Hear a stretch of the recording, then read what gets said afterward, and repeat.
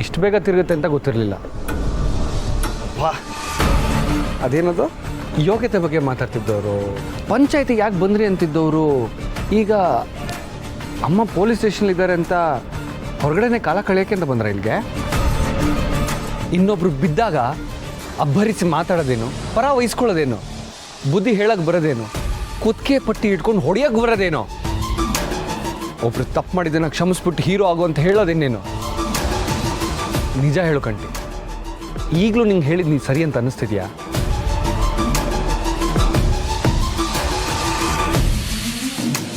ಹೌದು, ನಿನ್ನ ಹೆಂಡತಿಯಲ್ಲಿ ಕಾಣಿಸ್ತಾನೆ ಇಲ್ಲ. ಯಾವಾಗಲೂ ಬೇರೆಯವ್ರ ಮನೆ ಸಂಸಾರದ ಬಗ್ಗೆನೇ ಯೋಚನೆ ಮಾಡ್ಕೊಂಡು ಕೂತಿದ್ರೆ ನಮ್ಮ ಮನೇಲಿ ಏನಾಗ್ತಿದೆ ಅಂತ ಹೇಗೆ ತಾನೇ ಗೊತ್ತಾಗತ್ತೆ? ಹೌದು, ನನಗೊಂದು ಡೌಟು ಕಂಟಿ. ನಿನ್ನ ಹೆಂಡತಿ ನಿಮ್ಮ ಅಮ್ಮನ ಮೇಲೆ ಕಂಪ್ಲೇಂಟ್ ಕೊಟ್ಲಲ್ಲ, ಅದಕ್ಕೆ ನಿಂದು ಫುಲ್ ಸಪೋರ್ಟ್ ಇದೆ ಅಂತ ಊರಲ್ಲೆಲ್ಲ ಮಾತಾಡ್ತಿದ್ದರೆ ನಾನು ಬರ್ತಾ ಕೇಳಿಸ್ಕೊಂಬಂದೆ. ನಿಜಾನ? ಈಗ ಗೊತ್ತಾಗ್ತಾ ಇದೆಯಾ ನಿನಗೆ ಅಮ್ಮ ಜೈಲಲ್ಲಿದ್ದರೆ ಎಷ್ಟು ಸಂಕಟ ಆಗುತ್ತೆ ಅಂತ? ನಿಜ ಹೇಳಬೇಕು ಅಂದರೆ ನೀನು ಎಷ್ಟು ಸಂಕಟ ಪಡ್ತಿದ್ಯಾ ಅಂತ ನೋಡಿ ನಾನು ಖುಷಿ ಪಡೋಣ ಬಂದಿದ್ದೆ ಇಲ್ಲಿಗೆ. ಈಗಲಾದರೂ ಅರ್ಥ ಮಾಡ್ಕೊಕಂಟಿ, ನಿನ್ನ ಹೆಂಡತಿ ಯಾರಿಗೂ ಸುಖವಾಗಿರಕ್ಕೆ ಬಿಡೋದಿಲ್ಲ ಅಂತ. ಅವತ್ತೇನಂದ್ರೆ ನೀನು ನನಗೆ ಬೇರೆ ಮನೆ ಮಾಡ್ಕೊಂಡು ಹೋಗು ಅಂತ ಹೇಳಿದೆ ತಾನೆ? ಇವತ್ತು ನಾನು ನಿನ್ಗೆ ಹೇಳ್ತಾ ಇದ್ದೀನಿ, ನೀನು ಬೇರೆ ಮನೆ ಮಾಡ್ಕೊಂಡು ಹೋಗೋ. ನಿನ್ನ ಹೆಂಡತಿ ಜೊತೆ ಅಲ್ಲ, ನಿಮ್ಮ ಅಪ್ಪ ಅಮ್ಮನ ಕರ್ಕೊಂಡು ಬೇರೆ ಮನೆ ಮಾಡ್ಕೊಂಡು ಹೋಗು ಅಂತ ಹೇಳ್ತಾ ಇದ್ದೀನಿ.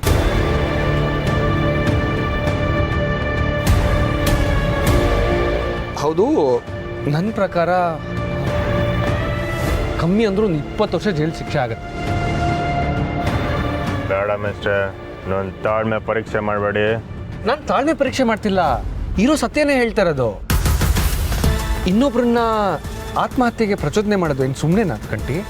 ಹೌದೌದು, ನಿಮ್ಮ ಮೌನಂಗೆ ಅವ್ರ ಮೇಲೆ ಸಂಬಂಧ ಕಟ್ಟಿ ತಿನ್ನೋ ಅನ್ನಕ್ಕೆ ವಿಷ ಹಾಕಿದ್ರೆ ಚೆಂದಾಗಿರೋದಲ್ವೇ?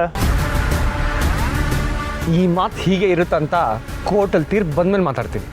ಇರ್ತದೆ, ನನ್ನ ಕೊನೆ ಉಸಿರಿರೋ ಗಂಟ ಇದ್ದೇ ಇರ್ತದೆ. ಯಾಕಂದ್ರೆ ನಮ್ಮ ಅವ್ವನ ಹೆಸರು ಕೌಸಲ್ಯ ಅಲ್ಲ, ಬಡ್ಡಿ ಬಂಗಾರಮ್ಮ.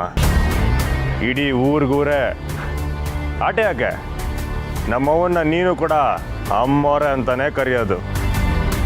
ಅಂತ ಮಹಾತಾಯಿ ಮಗ ಕಾಲ ನಾನು. ಈ ಕದರ್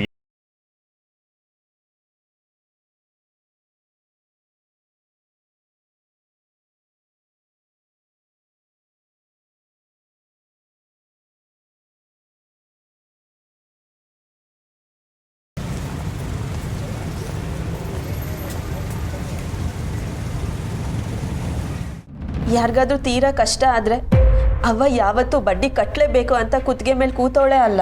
ಹೊಸು, ಅದು ನಮಗೆ ಗೊತ್ತು, ಕೋರ್ಟು ಗೊತ್ತಿರಬೇಕಲ್ಲ. ಅಣ್ಣಯ್ಯ, ನೀನೊಬ್ಬ ಲಾಯರ್ ಆಗಿ ಈ ಥರ ಮಾತಾಡೋದು ತೆಪ್ಪು. ನೀನೇ ಕೋರ್ಟ್ಗೆ ಇದನ್ನೆಲ್ಲ ಅರ್ಥ ಮಾಡಿಸ್ಬೇಕಲ್ವೇ? ಪಲ್ಲವಿ, ನಾನು ಲಾಯರ್ ಆದ ಮಾತ್ರಕ್ಕೆ ಕೋರ್ಟ್ ನನ್ನ ಮಾತು ಕೇಳಬೇಕು ಅಂತ ಏನಿಲ್ಲ. ಸರಿಯಾದ ಸಾಕ್ಷಿ ಆಧಾರ ಇದ್ದರೆ ಮಾತ್ರ ಅತ್ತೆನ ಬಿಡಿಸ್ಕೊಂಬರೋದಕ್ಕೆ ಸಾಧ್ಯ. ಸಾಕ್ಷಿ ಇಲ್ಲ ಅಂದರೆ ಅವನಿಗೆ ಶಿಕ್ಷೆ ಆಗತ್ತಾ? ಹೇಳೋದಕ್ಕಾಗಲ್ಲ. ಐಸೋಲಿರೋ ವ್ಯಕ್ತಿನ ತುಂಬ ಹುಷಾರಾಗಿ ನೋಡ್ಕೋಬೇಕು. ಆ ವ್ಯಕ್ತಿ ಕಡೆಯವರು ಇನ್ ಕೇಸ್ ಮೆಂಟಲ್ ಹರಾಸ್ಮೆಂಟ್, ಜೀವ ಬೆದರಿಕೆ ಕೇಸ್ ಹಾಕಿದ್ರೆ ಅದು ಕೊಲೆ ಅಷ್ಟೇ ದೊಡ್ಡ ಕ್ರೈಮ್ ಆಗುತ್ತೆ. ಇನ್ ಕೇಸ್ ಆ ವ್ಯಕ್ತಿ ಪ್ರಾಣಕ್ಕೇನಾದರೂ ಅಪಾಯ ಆದರೆ ಅತ್ತೆನ ಬಿಡಿಸೋದು ತುಂಬಾ ಕಷ್ಟ. ನಿನ್ನ ಮಗಳನ್ನ ನೀನು ಅನ್ಕೊಂಡಿದ್ದೆ ಸಸಿ, ದೊಡ್ಡ ಹಳ್ಳನೆ ತೋಡವಳೆ. ಅದಕ್ಕೆ ಅಲ್ವೇ ನಾನು ಅವಳಿಗೆ ಸಹಾಯ ಮಾಡಿದ್ನಿ. ಸರಿಯಾಗಿದ್ದೀರ ಓ ಮಗಳು, ಇಬ್ರು ಸೇರ್ಕೊಂಡು ಬಂಗಾರಮ್ಮನ ಮುಗಿಸೋಕ್ಕೆ ಸರಿಯಾದ ಪಿಲಾನೆ ಮಾಡಿದ್ದೀರ ನೋಡು. ಅದೇನಾರ ಆಗಲಿ, ಆದಷ್ಟು ಬೇಗ ಅವಳು ನಿಗದ್ಕೊಂಡ್ರೆ ಅಷ್ಟೇ ಸಾಕು. ಅದಕ್ಕೆ ಸಮಾಧಾನ ಮಾಡ್ಕೊಳ್ಳಿ, ಬಂಗಾರತೆಗೆ ಏನೂ ಆಗಲ್ಲ, ದಯವಿಟ್ಟು ಅಳ್ಬೇಡಿ. ಏನು ಮಾಡೋದು ಚಂದ್ರು, ಯಾಕೆಲ್ಲ ಹೀಗಾಗ್ತಿದೆ? ಕಂಪ್ಲೇಂಟ್ ಕೊಡೋಕ್ಕಿಂತ ಮುಂಚೆ ಸ್ನೇಹ ಸ್ವಲ್ಪ ಯೋಚನೆ ಮಾಡಬೇಕಿತ್ತಲ್ಲ. ಸೊ ಸ್ನೇಹನ ಉದ್ದೇಶ ಖಂಡಿತ ಒಳ್ಳೆಯದಾಗಿರುತ್ತೆ. ಬಹುಶಃ ಅವಳಿಗೂ ಹೀಗೆಲ್ಲ ಆಗುತ್ತೆ ಅಂತ ಗೊತ್ತಿರಲ್ಲ ಅನ್ಸುತ್ತೆ. ನನ್ನ ಮಗು ಎಲ್ಲರನ್ನೂ ಒಂದ್ ಮಾಡುತ್ತೆ ಅಂತ ಅನ್ಕೊಂಡಿದ್ದೆ. ಆದ್ರೆ ಅವು ಅದಕ್ಕೆ ಪ್ಲೀಸ್ ಅದಕ್ಕೆ ದಯವಿಟ್ಟು ಅಳ್ಬೇಡಿ, ಎಲ್ಲ ಸರಿ ಹೋಗುತ್ತೆ, ಸಮಾಧಾನ ಮಾಡ್ಕೊಳ್ಳಿ. ಅಣ್ಣಯ್ಯ ಹೋಗು, ಒಂದು ಗ್ಲಾಸ್ ನೀರು ಎತ್ಕೊಬೋ ಹೋಗು.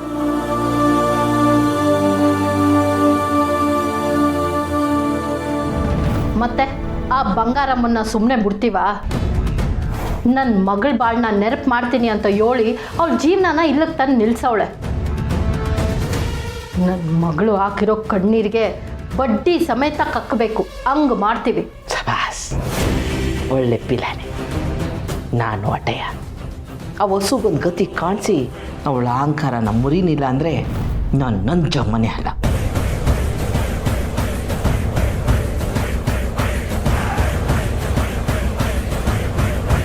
ಯಾರ ಬಗ್ಗೆ ಮಾತಾಡ್ತಿದ್ರಿ? ಅದು ಅತ್ತೆ ಬಗ್ಗೆನಾ? ಅತ್ತೆ ಬಗ್ಗೆನೇ ತಾನೇ? ಅತ್ತೆ ಬಗ್ಗೆ ಕೇಳಿ ನನಗೂ ಬೇಜಾರಾಯಿತು. ಹೊಸೋಳನ್ನ ಕಂಟ್ರೋಲ್ ಮಾಡೋಕ್ಕಾಗ್ತಿಲ್ಲ, ತುಂಬ ಬೇಜಾರಾಗ್ತಿದೆ. ಏನು ಮಾಡಬೇಕು ಅಂತ ನನಗೆ ಗೊತ್ತಾಗ್ತಿಲ್ಲ. ಅದಕ್ಕೆ ಹೊಸುಗೆ ನೀರು ತೊಗೊಂಡು ಹೋಗೋಣ ಅಂತ ಬಂದೆ. ಅಯ್ಯ, ನೀರು ಯಾಕಪ್ಪ, ನಾನು ಸರ್ಬತ್ನೇ ಮಾಡ್ಕೊಂಬರ್ತೀನಿ. ಚಂದ್ರು, ನೀನು ಹೊಸು ಪಕ್ಕದಲ್ಲೇ ಕೂತ್ಕೊಂಡು ಅವಳು ಸಮಾಧಾನ ಮಾಡು. ಹೋಗಪ್ಪ. ಸರಿ.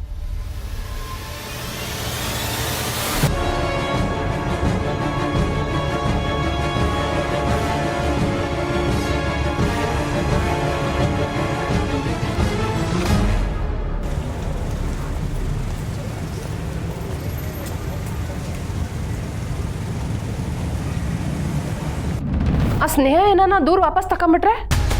ಇಲ್ಲ, ಹಾಗಾಗಬಾರ್ದು. ನೀನು ಹಂಗೆ ಅನ್ಕೊಳ್ಳೇ ಬೇಡ. ಪುಟ್ಟಕ್ಕನ ಕಣ್ಣೀರಿಗೆ ಸ್ನೇಹ ಕರ್ಗೋದ್ರೆ ಕೇಸ್ ಖುಲಾಸೆ ಆದಂಗೆ. ನೀವು ಹೇಳೋದೇನೋ ಸರಿನೇ, ಆದರೆ ಈಗ ಏನು ಮಾಡೋದು? ಬಂಗಾರಮ್ಮ ಜೈಲ್ನಾಗವ್ರೆ, ಸ್ನೇಹ ಕೊಟ್ಟು ದೂರ ಮೇಕೆ ಅವ್ರಿಗೆ ಶಿಕ್ಷೆ ಆಗ್ಬಿಟ್ರೆ ಸಾಕು. ನನ್ನ ಸೌತಿ ಮತ್ತೆ ಆ ಬಂಗಾರಮ್ಮ ಮತ್ತೆ ಒಂದು ಹಗ್ಗಕ್ಕೆ ಸಾಧ್ಯನೇ ಇಲ್ಲ. ಹಂಗೇನಾರ ಪ್ಲಾನ್ ಮಾಡಬೇಕು. ಹಾಂ, ಇದಕ್ಕೆ ನನ್ನ ಹತ್ರ ಒಳ್ಳೆ ಐಡಿಯಾನೇ ಇದೆ. ಅದೇನು ಬಿರ್ನಿ ಹೇಳು. ಅದು ಗೌರಿ ಅಪ್ಪ ಬದುಕಿದ್ರೆ ತಾನೇ ನಮಗೆ ಸಮಸ್ಯೆ. ಹಾಂ, ಅದಕ್ಕೆ ಸಾಯಿಸ್ಬಿಡು ಅಂತೀಯಾ?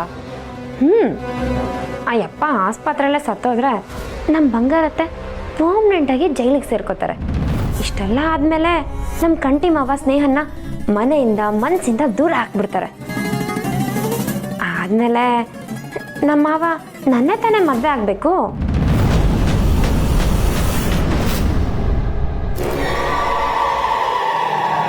ಹಾಂ, ಅಷ್ಟೇ ಅಲ್ಲ ರಾಧಾ,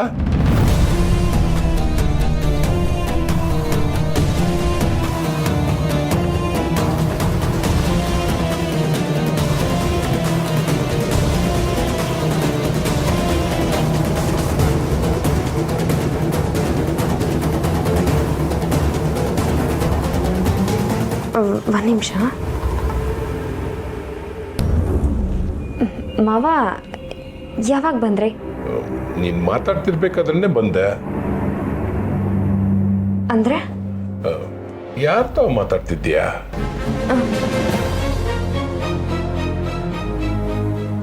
ಯಾರು ತಾವು ಮಾತಾಡ್ತಿದ್ದೀಯಾ? ಅದು ಮಾವ, ಲಾಯರ್ ಹತ್ರ ಮಾತಾಡ್ತಿದ್ದೆ. ಯಾರು?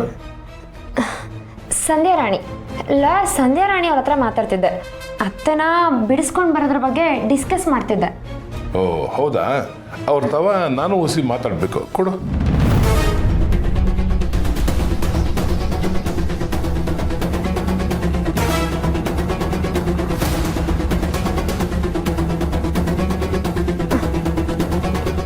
ಹಲೋ ಮೇಡಮ್, ನಮ್ಮ ಮಾವ ನಿಮ್ಮ ಹತ್ರ ಮಾತಾಡ್ಬೇಕಿತ್ತಂತೆ. ಬೇಡ ಬೇಡ, ನನ್ನ ತವ ಮಾತಾಡೋಕೆ ಕೊಡಬೇಡ. ನಾನು ಸಾನೇ ಬ್ಯುಸಿ ಇದ್ದೀನಿ ಅಂತ ಹೇಳ್ಬಿಡು. ಓಹೋ, ಹೌದಾ? ಬ್ಯುಸಿ ಇದ್ದೀರಾ? ಸರಿ, ಹಾಗಾದರೆ ಆಮೇಲೆ ಮಾಡ್ತೀನಿ. Thank you madam. ಮೇಡಮ್, ಇನ್ನೊಂದು ವಿಷಯ, ನಮ್ಮ ಅತ್ತೆಗೆ ಯಾವುದೇ ರೀತಿ ತೊಂದರೆ ಆಗಬಾರ್ದು. ಆಯ್ತಾಯ್ತು, ಈಗ ಫೋನ್ ಮಾಡ್ಕೊ. Okay madam, okay. ಮಾವ ಅವರು ಬ್ಯುಸಿ ಇದ್ದಾರಂತೆ, ಆಮೇಲೆ ಫೋನ್ ಮಾಡೋಕ್ಕೆ ಹೇಳಿದ್ರು. ನಾನೇ ಆಮೇಲೆ ಫೋನ್ ಮಾಡಿ ನಿಮ್ಮ ಹತ್ರ ಮಾತಾಡಿಸ್ತೀನಿ. ಸರಿ, ಇನ್ನು ಅತ್ತೆ ಮೇಕೆ ನಿನ್ಗಿರೋ ಕಾಳಜಿ ನೋಡಿ ತುಂಬ ಖುಷಿ ಆಯ್ತೈತೆ. ಸರಿ.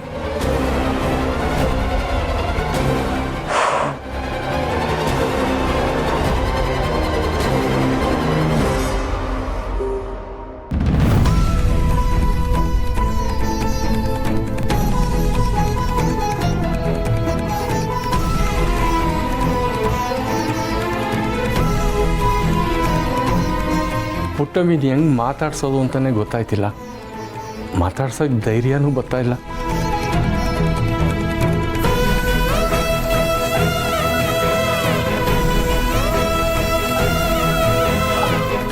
ನೀನಾದರೂ ಪುಟ್ಟಮ್ಮಿ ತ ಮಾತಾಡೋ. ಇಲ್ಲ ಅಪ್ಪಯ್ಯ, ನಾನೀಗ ಇವಾಗ ಮಾತಾಡಿದ್ರೆ ಅವಳಿಗೆ ಪಾಪ ಇನ್ನೂ ಹೆಚ್ಚಾಯ್ತದೆ. ಅದಕ್ಕೆ ಮಾತಾಡದೇ ಇರೋದೇ ಒಳ್ಳೇದು ಅಲ್ವಾ? ಸಾನೆ ಹೊತ್ತಿಂದ ಒಂದು ಗುಟ್ಕು ನೀರು ಕುಡ್ದಂಗೆ ಕುಂತವಳೆ. ನೀನು ಬಿಟ್ಟೋದಾಗ್ಲೂ ಹಿಂಗೆ ವಾರಗಟ್ಲೆ ದಿನಗಟ್ಲೆ ಊಟ ನೀರು ಎಲ್ಲನೂ ಬಿಟ್ಟು ಹಿಂಗೆ ಕುಂತಿರ್ತಿದ್ಲು. ಆಗ ನಾವಿನ್ನೂ ಚಿಕ್ಕವರು, ಯಾವುದೋ ಒಂದು ಮೂಲೆನ ಕುಂತು ಅವ್ವ ಯಾವಾಗ ಸರಿ ಹೋಯ್ದಾಳೆ ಅಂತ ಕಾಯ್ತಾ ಕುಂತಿರ್ತಿದ್ವಿ.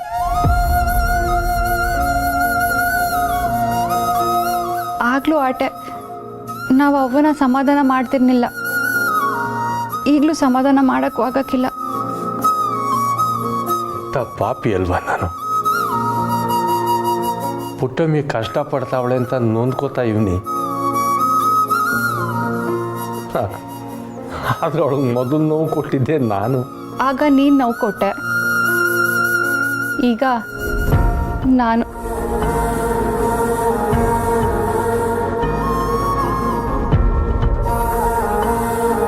ಅಪ್ಪಯ್ಯ, ನಾನು ನಿಮಗೆ ನೋವಾಗ್ಲಿಂದ ಈ ಮಾತನ್ನ ಹೇಳಿಲ್ಲ. ಅವ್ವ ನಮ್ಮಂಥವ್ರ ಮಧ್ಯೆ ಇರಬಾರ್ದಿತ್ತು ಅನಿಸ್ತೈತೆ. ಪಾಪ ಅವ್ವ ನಮ್ಮಿಂದ ನೋವಿನ ಮೂಟನೇ ಹೊರಂಗಾಗೋಯ್ತು.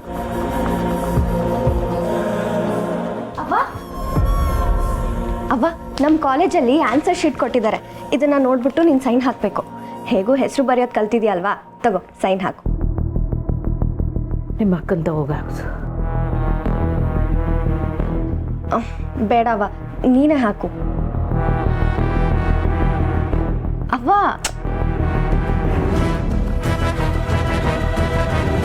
ಅಲ್ಲಿ ಹೋಗಿ ಮಡ್ಗು, ಆಮ್ಯಾಕೆ ಹಾಕ್ತೀನಿ. ಅಯ್ಯೋ, ಹೇಳೋದೇ ಮರ್ತೋದೆ. ಇತ್ತೀಚೆಗೆ ಯಾಕೋ ತುಂಬ ಕಣ್ಣೂರಿ ಬರ್ತಿದ್ಯವ್ವ. ಕಣ್ಣೂರಿ ಬಂದಾಗ ತಲೆಗೆ ಹಳ್ಳೆಣ್ಣೆ ಹಚ್ಚಿ ಸ್ನಾನ ಮಾಡಬೇಕು ಅಂತ ನೀನು ಹೇಳಿದ್ದೆ ಅಲ್ವಾ? ಹಚ್ಚವ್ವ.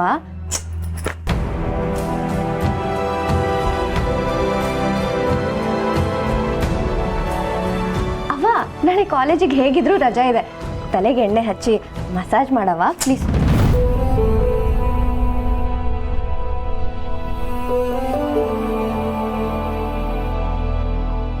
ನಾನು ಏನು ಮಾಡಿದೆ ಅಂತ ನೀನು ನನ್ನ ಜೊತೆ ಮಾತಾಡದೇ ಇದೆಯಾ? ನಾನೇನು ಸಹನ ಅಕ್ಕ ಸ್ನೇಹಕ್ಕನ ಥರ ಯಾರ ಮೇಲೂ ಕಂಪ್ಲೇಂಟ್ ಕೊಟ್ಟಿಲ್ಲ. ಪ್ಲೀಸ್ ಅವ್ವ, ನನ್ನ ಜೊತೆ ಮಾತಾಡು. ನಿನ್ನ ಹಿಂಗೆ ನೋಡೋಕೆ ತುಂಬ ಕಷ್ಟ ಆಗ್ತಿದೆ. ಸಾಕವತ್ತಾ ಇದ್ರ?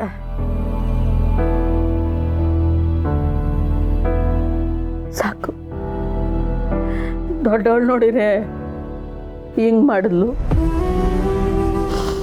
ಎರಡನೇಳ್ದಂತೂ ನಂಗೆ ಗೊತ್ತೇ ಇತ್ತು. ಇನ್ನೇನು, ಅಯ್ಯೋ, ನೀನೇನು ಮಾಡ್ತೀಯೋ ಅದೇ ಅವ್ರಿಗೆ ಗೊತ್ತು. ಅವ್ವ, ನಿನ್ ನನ್ನ ಮೇಲೆ ಡೌಟೇ ಬೇಡ. ನಾನು ನೀನು ಹೇಳ್ದಂಗೆ ಕೇಳ್ತೀನಿ. ನೀನು ಯಾವ ಹುಡುಗನ ತೋರಿಸ್ತೀಯೋ ತಲೆ ತೆಗ್ಸಿ ತಾಳಿ ಕಟ್ಟಿಸ್ಕೊತೀನಿ. ಪ್ಲೀಸ್ ಅವ್ವ, ನನ್ನ ಜೊತೆ ಮಾತಾಡು. ನನ್ನ ಪಾಡ ನಾನು ಬಿಟ್ಬಿಡವ್ವ. ನಿನ್ನ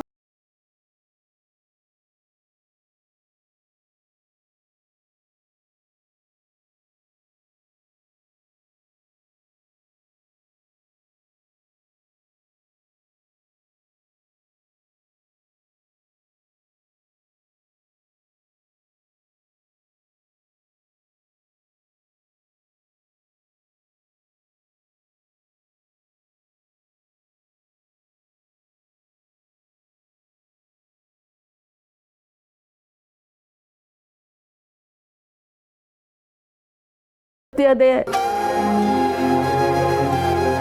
ಸಂಬಂಧಗಳನ್ನ ಉಳಿಸೋ ಶಕ್ತಿ ಅದೇ. ಇದು ಇವ್ರಿಗೆ ಯಾಕೆ ಅರ್ಥ ಆಗ್ತಿಲ್ಲ, ಯಾಕೆ ಅರ್ಥ ಆಗ್ತಿಲ್ಲ? ಪುಟ್ಟಮ್ಮಿ,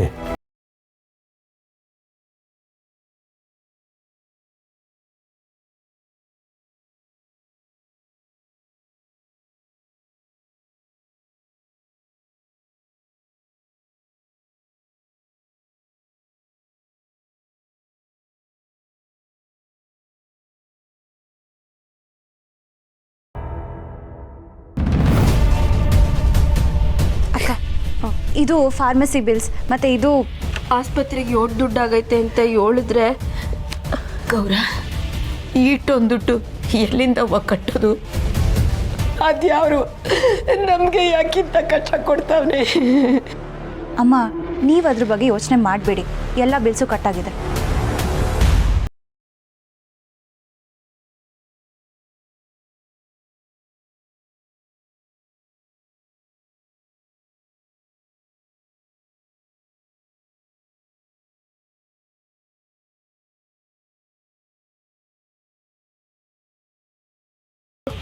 ನಾನು ಅಪ್ಪಯ್ಯನ್ ತಾವಿರ್ತೀನಿ. ಇಲ್ಲ ಮಗ, ನಾನು ಹೋಗೋಕ್ಕಿಲ್ಲ, ಮನಸ್ಸೆಲ್ಲ ಇಲ್ಲೇ ಎಳಿತದೆ, ಬೇಡವ್ವ.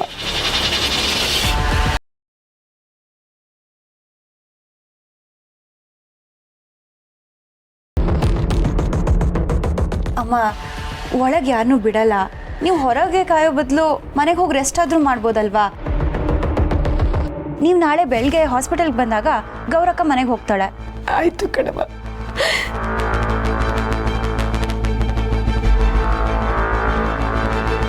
ಮಗ ಹುಷಾರು, ಮನೆಗೆ ಹೋದ್ಮ್ಯಾಗ ಫೋನ್ ಮಾಡುವ.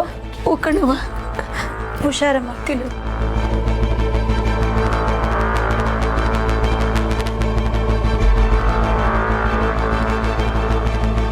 ಸ್ನೇಹ, ನೀನು ಮನೆಗೆ ಹೊರಡು, ತಡ ಆಗ್ತೈತೆ. ನಾನು ಡಾಕ್ಟ್ರ್ ತಾವು ಮಾತಾಡ್ಕೊಂಡು ವಾಪಸ್ ಬರ್ತೀನಿ.